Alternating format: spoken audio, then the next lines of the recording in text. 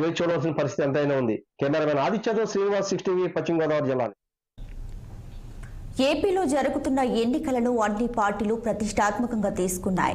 21 స్థానాల్లో పోటీ చేస్తున్న జనసేన ఖచ్చితంగా స్థానాలను కైవసం చేసుకోవాలంటూ పవన్ కళ్యాణ్ కసరత్తు చేస్తున్నారు. అయితే జనసేన ఒక అడుగు ముందుకు పడితే 3 అడుగులు వెనక్కి పడుతున్నట్లుగా పరిస్థితులు ఉన్నాయి. నియోజకవర్గాలు, అభ్యర్థుల ఎంపికపై జనసేనలో వివాదం రాజుకుంటుంది. బహిరంగంగానే జనసేన నాయకులు పవన్ కళ్యాణ్ నిర్ణయాలను విమర్శిస్తున్నారు.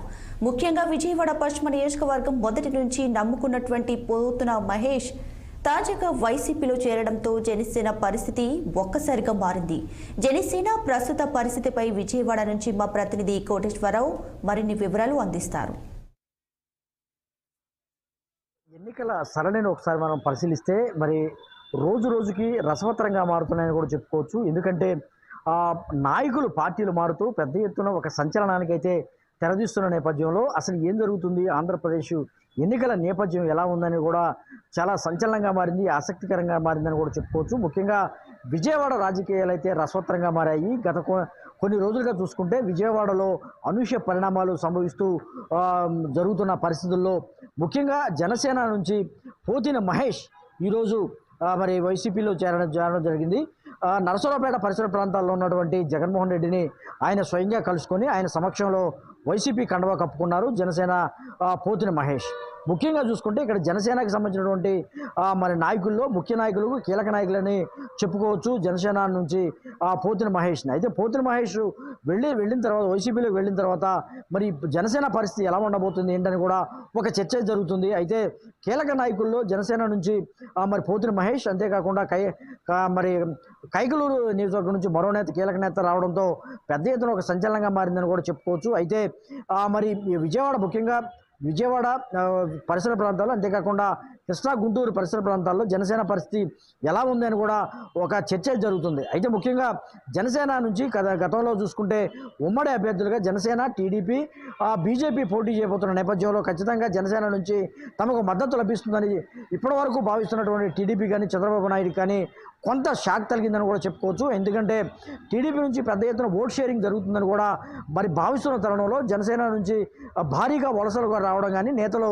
పార్టీలు మారడం కానీ జరుగుతున్న తరుణంలో మరి ఎలా ఉండబోతుంది, మరి ఖచ్చితంగా మరి టీడీపీ అనుకున్నట్టు కానీ, బీజేపీ అనుకున్నట్టు కానీ ఓట్ షేరింగ్ జరుగుతుందా లేదని కూడా పెద్ద గందరగోళంగా తయారైందని కూడా చెప్పుకోవచ్చు. అయితే ముఖ్య నాయకులు మరి పార్టీని వీడుతుండడంతో వరుసగా మరి పార్టీలు మారడంతో ఎలా ఉంటుంది అంటే కార్యకర్తల్లో, జనసేన కార్యకర్తల్లో ఎటువంటి మార్పులు వస్తున్నాయని కూడా కొంత మరి చర్చ జరుగుతుంది. అంతేకాకుండా విజయవాడ పరిసర ప్రాంతాల్లో ముఖ్యంగా చూసుకుంటే పశ్చిమ నియోజకవర్గానికి ప్రధానంగా కీలకంగా మరి పోతిన మహేష్ మారారని కూడా చెప్పుకోవచ్చు. పోతిన మహేష్ మరి వైసీపీలోకి వెళ్ళడంతో ఎలా ఉండబోతుంది, గతంలో 2019 ఎన్నికల్లో చూసుకుంటే విడివిడిగా టీడీపీ విడివిడిగా పోటీ చేసింది, జనసేన విడివిడిగా పోటీ చేసి, బీజేపీ విడివిడిగా పోటీ చేసిన నేపథ్యంలో కూడా మరి 2019లో జనసేన నుంచి పోతిన మహేష్ పోటీ చేశారు. పోతిన మహేష్ పోటీ చేసిన నేపథ్యంలో దాదాపు 20,000 పైచులకు ఓట్లను అయితే ఆయన కైవసం చేసుకున్నారు.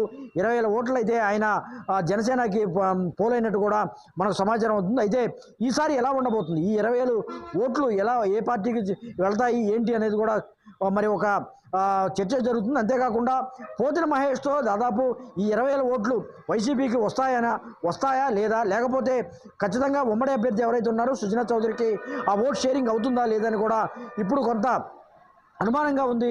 ఇటువంటి ఆలోచనలు కానీ, ఇటువంటి ఊహాగానాలకు కానీ తెరపడే అవకాశం ఉంది. మరికొద్ది రోజుల్లోనే ఎన్నికల తర్వాత కానీ ఈ పరిస్థితి కూడా తెలుస్తుందని కూడా చెప్పుకోవచ్చు. ఇది ముఖ్యంగా చూసుకుంటే ఇది జనసేన నుంచి వైసీపీకి నాయకులు పరంపర కొనసాగుతుంది. ఇది తాజా పరిస్థితి అని కూడా చెప్పవచ్చు. కెమెరామెన్ మరి బాలకృష్ణతో కోటేశ్వరరావు, 6 టీవీ కోసం విజయవాడ నుంచి. ఏపీ వారు చూస్తూనే ఉండండి 6 టీవీ. ఇది సామాన్యుడి ఆరో ప్రాణం.